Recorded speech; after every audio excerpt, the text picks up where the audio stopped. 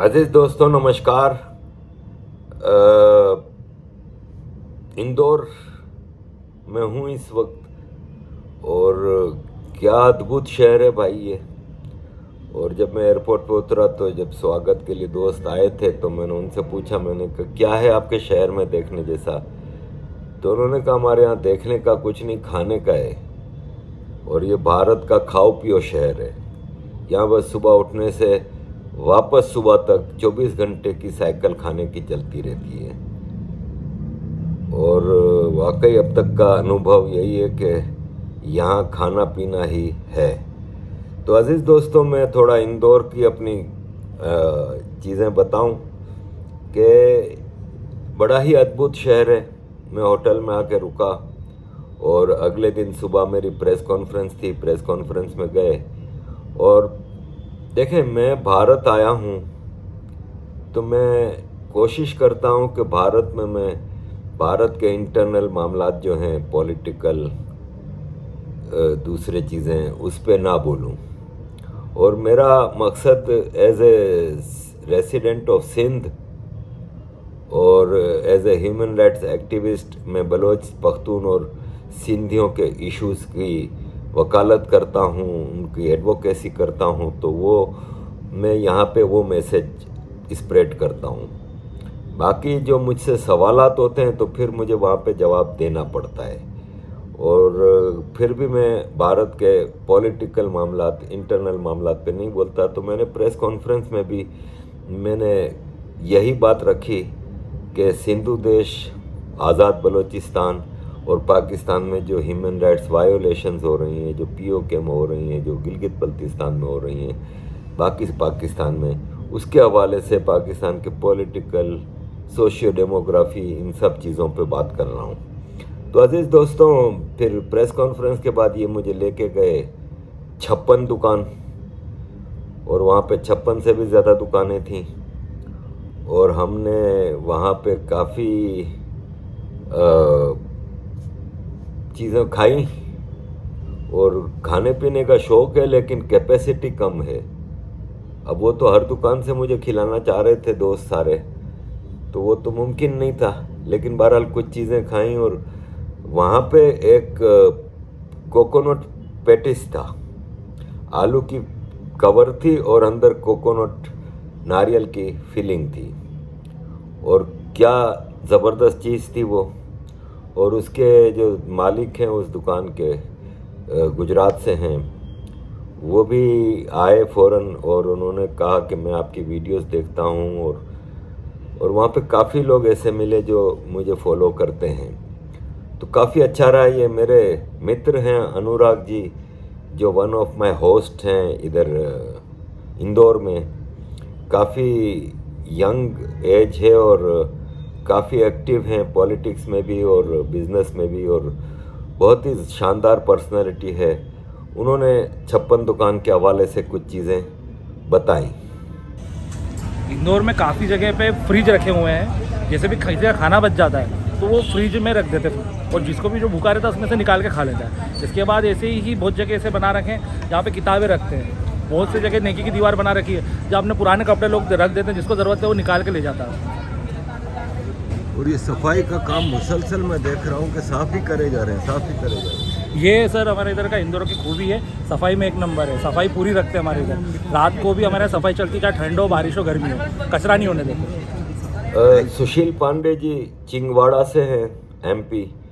और वो भी आए थे चिंगवाड़ा से और मेरे वन ऑफ द होस्ट हैं, मेरे मित्र हैं, काफ़ी अरसे से मुझसे कनेक्शन में हैं। वो फुल टाइम मेरे साथ रहे, काफ़ी उन्होंने सहायता की मिलने मिलाने के लिए।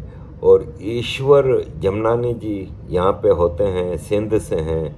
वो 56 दुकान के ट्रिप में भी साथ थे और फिर वहाँ पे कुछ दोस्तों से भी मुलाकात कराई। और फिर सिंधी डायस्पोरा जो यहाँ पे है, जो पाकिस्तान से माइग्रेट करके यहाँ आए थे, कुछ 47 में, कुछ 99 में, कुछ 77 में, तो उन सब से मुलाकात थी। उस पर मैं आगे बताता हूँ। पहले मैं 56 दुकान से तो निकल लूँ। मैंने एक चीज़ जो देखी ना, मुझे ऐसा लगा बारिश हो रही है, क्योंकि पूरा 56 दुकान का एरिया गीला था। फिर मैंने देखा वहाँ सफाई कर्मचारी मुसलसल पानी से जगह धो रहे थे। तो ये जो इंदौर है ये भारत का कैपिटल है सफाई के हवाले से। ये क्लीनेस्ट सिटी ऑफ भारत है और वाकई क्लीनेस्ट सिटी है। मुझ जैसे आदमी के ऊपर अत्याचार भी हुआ कि मुझे आज 3 दिन तकरीबन तीसरा दिन है और मैंने अभी तक किसी को सिगरेट पीते नहीं देखा भाई। और मेरे लिए बड़ी मुश्किल हो जाती है। मैंने पूछा अपने दोस्तों से कि भाई मैं यहाँ सिगरेट पी सकता हूँ? बोले नहीं, हम नहीं पी सकते। सड़क पे भी नहीं पी सकते। तो आदमी सिगरेट पीने कहाँ जाए? तो कल रात को हम सराफा मार्केट गए थे जहाँ पे दिन को सोना बिकता है, रात को खाना बिकता है। और क्या मार्केट है भाई, और क्या खाने हैं। मतलब खाना डेजर्ट तो आखिरी में खाया जाता है। मैं पहले डेजर्ट का बता दूं, ये डेजर्ट देख के मैं मतलब दिल कर रहा था सभी खा ले भाई, लेकिन ऑलरेडी समोसे से शुरू हुए, फिर पानी पूरी। अच्छा, पानी पूरी मुझे एक ज़माने में बहुत पसंद थी, लेकिन गला इतना ख़राब रहता है कि मैं उसका पानी, उन्होंने कहा नहीं 10 किस्म का पानी है इसके पास, 10 किस्म की पानी पूरी खानी पड़ेगी। अब वो उसने दिया तो आम आदमी तो ऐसे खच करके खा जाता है। मैंने तो खच करके अभी तो वो कर रहा था तो दूसरी रख दी उसने। अभी तो पहली नहीं खाई तो दूसरी, फिर तीसरी, फिर चौथी, इस तरह 10 उसने मेरे को पानी पूरी खिलाई। मतलब वहाँ खाते जाओ। फिर आखिर में आप डेजर्ट खा लें। मैं कहा यार मूड नहीं है, लेकिन जब सामने लेके गए तो इतनी ज़बान लटक गई मेरी नीचे तक। फिर वहाँ से रबड़ी मेरा फेवरेट है, लंदन में मिलती भी नहीं, मैंने बहुत ढूंढी, मुझे कहीं मिली नहीं। तो रबड़ी खाई फिर, और रात के 1 डेढ़ बजे हम वहाँ से निकले तो कंधे से कंधा टकरा रहा था। इतनी पब्लिक कि मैं हैरान था कि भाई साहब ये सोते वोते नहीं है क्या? सुबह इन लोगों को कहीं आना जाना नहीं है, कुछ नहीं है क्या?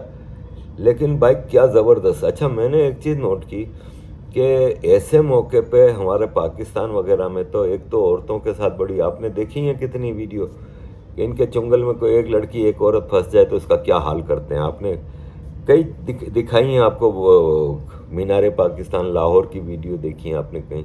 यहाँ पे इतनी औरतें हैं, इतने आदमी इतनी भीड़ में चल रहे थे, कोई किसी को मतलब टकराता भी नहीं था और केयर के साथ एक दूसरे से गुजरते थे।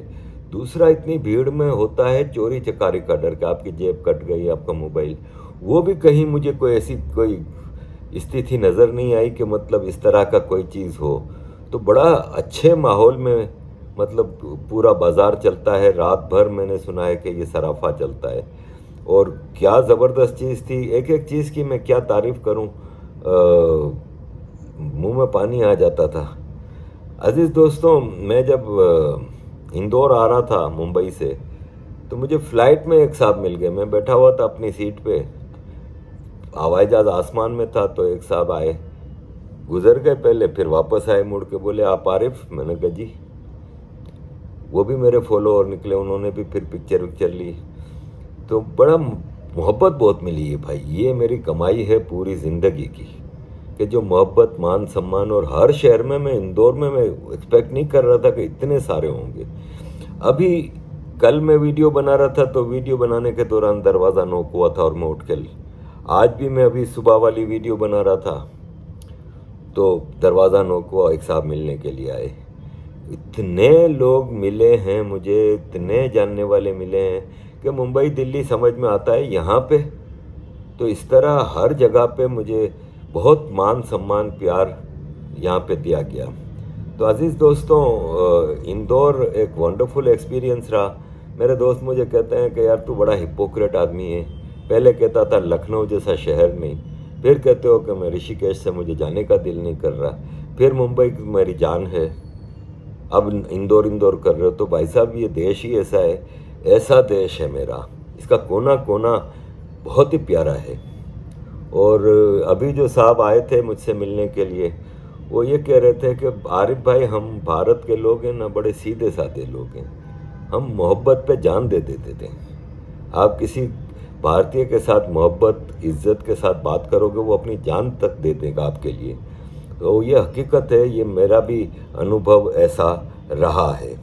अजीज़ दोस्तों, मैं अब आपको अपने सिंधी भाइयों से जो मेरी यहाँ पे इंटरेक्शन हुई उसके हवाले से कुछ बताना चाहूँगा कि इतने सीनियर दोस्त मेरे इधर थे सिंध के, और पहले तो मुझे ये बताया गया कि वो कह रहे हैं एक मुसलमान से हम मिलके क्या करेंगे जो पाकिस्तान से उठ के आया है, जो मुहाजिर है, जिसने हमारी ज़मीन सिंध पे इन्होंने गंद मचाई है, ये है वो है। लेकिन फिर ईश्वर जी ने इस प्रोग्राम का आयोजन किया और इतने सारे लोग आए, और जब प्रोग्राम ख़त्म हुआ तो वो सब मुझसे खुश थे, क्योंकि एक तो इनको ये पता चला कि ये सिंधी है। यानी मैं मेमन कम्युनिटी, जैसे मैंने आपको बताया था कि हमारा ताल्लुक़ लोहाना कम्युनिटी से है। हम 16th सेंचुरी से पहले सिंध में हिंदू थे और लोहाना कम्युनिटी हमारी होती थी। लेकिन फिर जो लोहाना कम्युनिटी के ये बिजनेसमैन थे ना, वो जजिया ना देना पड़े, सोशल बेनिफिट मिल जाएं, फर्स्ट क्लास सिटीज़न बन जाएं, इस चक्कर में मुसलमान हो गए थे। और फिर गुजरात के राजा ने इनको दावत दी थी तो गुजरात चले गए थे। तो हम 500 साल से गुजरात में हैं, लेकिन इससे पहले सिंध के ही थे। तो जब मैंने अपना ये बताया, फिर मेरे ख़यालात देखे और फिर जो सिंध के हवाले से मेरा दर्द भी महसूस किया कि गुजरात मेरी धरती है, मेरी मिट्टी है, लेकिन सिंध मेरा डीएनए है। और मैं फिर पैदा भी सिंध में हुआ, तो मुझे वहाँ के लोगों के लिए दर्द है मेरे दिल में। जब मैं देखता हूँ कि सिंध के लोगों की हालत ख़राब है, तो मैंने ये सब चीज़ें उनके साथ शेयर की, तो बहुत ही खुश हुए। और ये है कि मैंने एक ही रिक्वेस्ट की है कि देखें, यहाँ पे कोई प्रधानमंत्री बन जाता है, government in exile in Balochistan का, कोई सिंध का बन जाएगा कल को, तो ये कुछ बीच के लोग अपने फ़ायदे के लिए ये चीज़ें करवा देते हैं। इसका स्ट्रगल, हमारी आज़ादी की जो मूवमेंट्स हैं सिंध और बलूचिस्तान की, उससे इनका कोई ताल्लुक़ नहीं है। और हम अगर यूनाइटेड होकर स्ट्रगल करें, देखें, ये आज़ादी की जंग है। बंगाली को 1948 में जिन्ना ने जाके कह दिया था कि बंगला नेशनल लैंग्वेज नहीं होगी। बंगाली तब से आज़ादी की तहरीक चला रहे थे। 71 में पाकिस्तान ने 1 मिलियन बंगाली मार दिए, लाखों औरतों का रेप किया। लेकिन आज़ादी सिर्फ उस वक्त मिली जब भारत ने खुल के मदद की। ओपनली आर्मी ने भी जंग की और मुक्ति बाहिनी और ये सब चीज़ें। तो आम आदमी की मदद से हम आज़ादी हासिल नहीं कर सकेंगे। तो हम आम भारतीयों से, ख़ास तौर पे सिंध के जो यहाँ सिंधी हैं, क्योंकि ये असल मालिक हैं सिंध के। देखें, सिंध में जितने वडेरे हैं ना, वो सब अरब हैं। सैयद कायम अली शाह, सैयद खुर्शीद शाह, सैयद इर्तिज़ा अली शाह, सैयद अभी जो मुराद अली शाह था, सैयद अब्दुल्ला शाह। सैयद अरब होता है, सैयद प्रॉफिट मोहम्मद की नस्ल से होता है, लेकिन मालिक बन बैठे हैं सिंध के। ये जो सिंधी हैं, जो इंदौर में 1 लाख रहते हैं, जो पूरे भारत में मिलियंस ऑफ सिंधी हैं, ये मालिक हैं सिंध के, ये असल सिंधी है। तो मैंने इनसे यही कहा कि आप अपनी गवर्नमेंट को ये कन्विंस करें कि सिंध की आज़ादी की मदद करें, सिंधियों को आज़ाद कराएं। सिंध इज़ हिंद। और जब तक सिंध का जो फ्यूचर है सिक्योर नहीं होगा, तब तक मामला सेट नहीं होंगे, क्योंकि सिंध के रिसोर्सेज पे पाकिस्तान की आर्मी सारी बदमाशियां करती है। तो जब आप ये सिंध के रिसोर्सेज को कंट्रोल कर लेंगे, पाकिस्तान की पंजाबी आर्मी से आज़ाद हो जाएगा सिंध, तो पंजाबी आर्मी तो वैसे ही कंगली है, फिर ये किसी काबिल नहीं रहेंगे। तो यही मेरी आम भारतीयों से भी रिक्वेस्ट है कि अपनी सरकार से रिक्वेस्ट करें, अपनी सरकार को समझाएं कि हमारी मदद करे। तो यही हमारा बस एक पैगाम है सिंध और बलूचिस्तान की तरफ से। अज़ीज़ दोस्तों और इंदौर के दोस्तों, ख़ास तौर पे आपकी मोहब्बत का बहुत बहुत शुक्रिया। थैंक यू वेरी मच अज़ीज़ दोस्तों for all your support. Kindly keep supporting.